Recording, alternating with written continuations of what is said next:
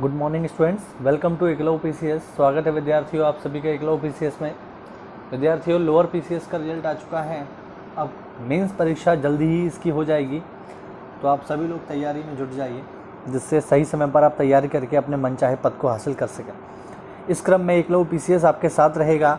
Mains की परीक्षा के दौरान वो सारे विषय जो मेंस में आएंगे वो आपको उपलब्ध करवाए जाएंगे इस चैनल के माध्यम से।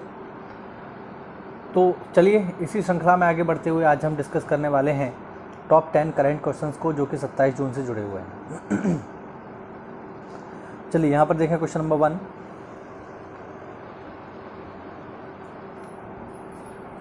राजस्थान सरकार के बाद किस राज्य सरकार ने हाल ही में बाबा रामदेव की दवा कोरोनिल पर प्रतिबंध लगा दिया है? देखिए विद्यार्थियों, तो बहुत चर्चा में रहा। बाबा रामदेव ने प्रेस कॉन्फ्रेंस करके बाकायदा कोरोना की एक दवा लॉन्च की जिसका नाम था कोरोनिल, और उन्होंने ये भी कहा कि ये जो माइल्ड पेशेंट होंगे कोरोना के, उन पर अगर वो इस्तेमाल करते हैं तो वो ठीक हो जाएंगे, ऐसा उन्होंने दावा किया। हालांकि उन्होंने आयुष मंत्रालय को इस बारे में कुछ भी नहीं बताया था, रिसर्च वगैरह नहीं दिखाई थी, तो आयुष मंत्रालय ने बाकायदा इस पर बैन लगा दिया। फिर उन्होंने अपनी रिसर्च आयुष मंत्रालय को भेजी, तब जाकर के कार्रवाई आगे हुई।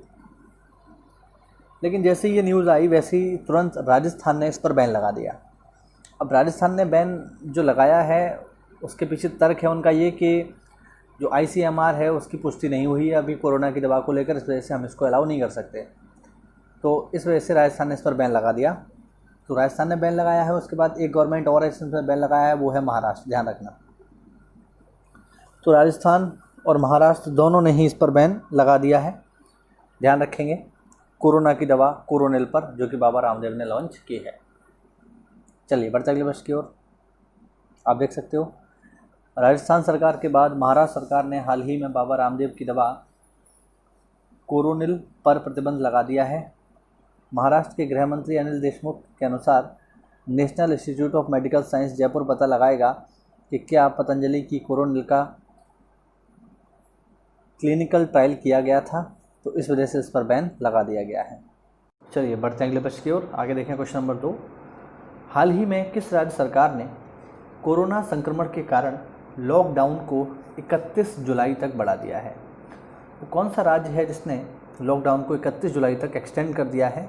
ऑप्शन है बिहार, झारखंड, पश्चिम बंगाल या गोवा। सही जवाब है विद्यार्थियों पश्चिम बंगाल। यहाँ की मुख्यमंत्री हैं ममता दीदी।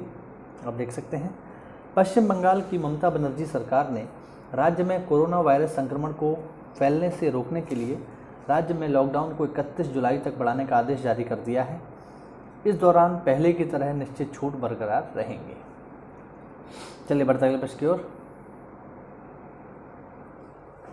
केंद्र सरकार ने हाल ही में प्रधानमंत्री मुद्रा योजना के तहत शिशु कर्ज श्रेणी के अंतर्गत आने वाले छोटी राशि का कर्ज ले रखे कर्जदाताओं को कितने प्रतिशत ब्याज सहायता देने की मंजूरी दे दी है? ऑप्शन 2%, 3%, 4% या 5%। सही जवाब है इसका विद्यार्थियों 2%। आप देख सकते हो व्याख्या में, यह कदम छोटे व्यापारियों को कोरोना वायरस महामारी और उसके बाद उसकी रोकथाम के लिए लॉकडाउन से हुई समस्या में मदद के लिए उठाया गया है। प्रधानमंत्री मुद्रा योजना की शिशु श्रेणी में लाभार्थियों को 50,000 रुपये तक का कर्ज बिना किसी गारंटी के दिया जाता है। चलिए बढ़ते अगले प्रश्न की ओर। किस भारतीय अर्थशास्त्री और नोबेल पुरस्कार विजेता ने साल 2020 के जर्मन बुक ट्रेंड का प्रतिष्ठित शांति पुरस्कार जीता है? तो जर्मन बुक ट्रेंड का प्रतिष्ठित शांति पुरस्कार किसने जीता है, ये प्रश्न आप लोगों के सामने। ध्यान रखिएगा, महत्वपूर्ण है, एग्जाम में पूछा जा सकता है। सही जवाब है इसका विद्यार्थियों ऑप्शन है यहाँ पर देखिए अमर सेन, मनमोहन सिंह, रघुराम राजन और विजय शंकर व्यास। तो देखिए अगर आप थोड़ा लॉजिकल रीजनिंग से सोचेंगे तो ये सवाल हो जाएगा। कह रहा है नोबेल पुरस्कार विजेता, अर्थशास्त्री तो ये सभी हैं, कोई दिक्कत नहीं है, बट नोबेल पुरस्कार विजेता इनमें एक ही है, वो हैं अमर सेन। बाकी इन तीनों को नोबेल नहीं मिला है, तो इसका जवाब अमर सेन होगा। देख सकते हो व्याख्या में, जर्मनी के प्रकाशकों और पुस्तक विक्रेताओं के संगठन जर्मन बुक ट्रेड ने भारतीय अर्थशास्त्री और दार्शनिक अमर सेन को 2020 के शांति पुरस्कार के लिए चुना है। भारतीय अर्थशास्त्री अमर सेन को विश्व भर में फैले सामाजिक अन्याय को उजागर करने के उनके काम के लिए सम्मानित किया गया है। चलिए बढ़ते आगे बस की ओर। हाल ही में किस देश ने भारत के बाहर पहली योग यूनिवर्सिटी खोलने की आधारशिला रखी है? ऑप्शन है नेपाल, पाकिस्तान, अमेरिका और चीन। देखिए यहाँ पर प्रश्न ये है कि भारत के बाहर कौन से देश में पहली योग यूनिवर्सिटी खोली जाएगी। ठीक है, इसकी भाषा में थोड़ा सा हेरफेर हो गया है तो ध्यान रखिएगा। प्रश्न ये है कि भारत के बाहर किस देश में पहली योग यूनिवर्सिटी खोली जा रही है। योग भारत के ही देन है, इसमें कोई दो राय नहीं है। तो भारत में तो इसके बहुत सारे विश्वविद्यालय हैं, पतंजलि विश्वविद्यालय बहुत ही फेमस है योग के लिए, लेकिन भारत के बाहर कहाँ पर खोला जा रहा है? ऑप्शन है नेपाल, पाकिस्तान, अमेरिका या चीन। इस सवाल का सही जवाब है अमेरिका में। आप देख सकते हो, छठा अंतर्राष्ट्रीय योग दिवस मनाने के लिए भारत के बाहर पहले योग विश्वविद्यालय की लॉस एंजलिस में स्थापना की गई। स्वामी विवेकानंद योग फाउंडेशन के कुलाधिपति एवं प्रख्यात योग गुरु डॉक्टर HR नागेंद्र इसके पहले अध्यक्ष होंगे। भारत के बाहर पहले योग विश्वविद्यालय के जरिए योग का संदेश भी अमेरिका से दुनिया में प्रसारित किया जाएगा। तो भारत में तो बहुत सारे विश्वविद्यालय हैं योग के, बहुत सारे कॉलेज हैं, लेकिन भारत के बाहर जो कॉलेज खोला जा रहा है वो खोला जा रहा है विद्यार्थियों अमेरिका में, ध्यान रखेंगे। और इसके जो पहले अध्यक्ष होंगे वो होंगे डॉक्टर HR नागेंद्र। चलिए बढ़ते अगले प्रश्न की ओर। इंग्लैंड की महिला cricketer Clare Connor Marylebone cricket club के 233 साल के इतिहास में कौन सी अध्यक्ष होंगी? इंग्लैंड की महिला cricketer Clare Connor Marylebone cricket club के 233 साल के इतिहास में कौन सी अध्यक्ष होंगी? ये ऑप्शन है पहली, दूसरी, तीसरी या चौथी। तो विद्यार्थियों पहली महिला अध्यक्ष होने वाली हैं 233 साल के इतिहास में मेरिलबोर्न क्रिकेट क्लब की। आप देख सकते हो इंग्लैंड की महिला क्रिकेटर क्लेयर कोरन मेरिलबोर्न क्रिकेट क्लब के 233 साल के इतिहास की पहली अध्यक्ष होंगी। वे श्रीलंका के कुमार संगकारा का स्थान लेंगी। वे अगले वर्ष अक्टूबर में अपना कार्यभार संभालेंगे।